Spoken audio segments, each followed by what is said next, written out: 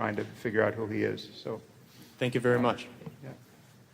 Hi, Sam. I just first want to say that I really appreciate your style of communication. It's really changed the way that I've dealt with people on a daily basis. Oh, cool.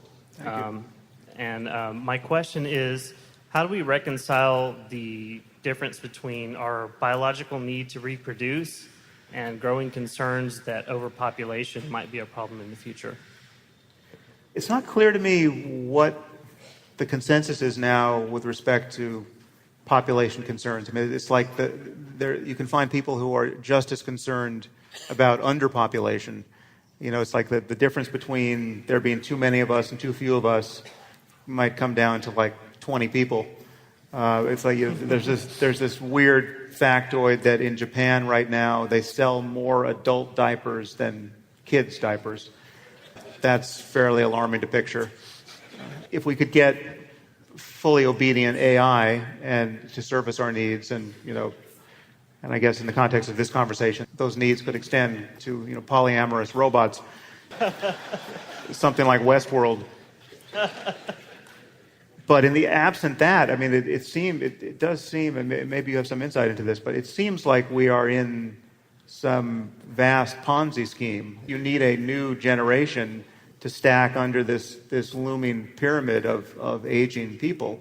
What are your thoughts on world population and what it's going to be like to have 9 or 12 billion of us? I mean, I'm pretty pro-natalist, and I think there's a lot of alarmism about overpopulation. It has been since the 70s. Most of that alarmism hasn't come true. That was Paul Ehrlich, right? Right, yeah, the population bomb. Yeah. I think, as a utilitarian, the more people, the better, all else being equal. And one of the things that gets me excited about managing the AI X risk is if we do it, if we survive, if we colonize the solar system, the galaxy, the supercluster, and then we could have 10 to the 30th sentient beings that are post-human. I think that would be amazing. I'm willing to add up utilities and go the more the better.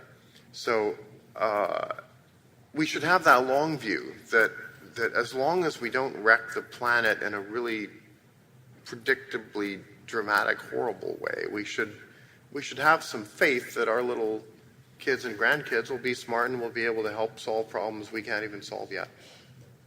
That's a relief. Thank you. Yeah. Thank you. So it seems to me that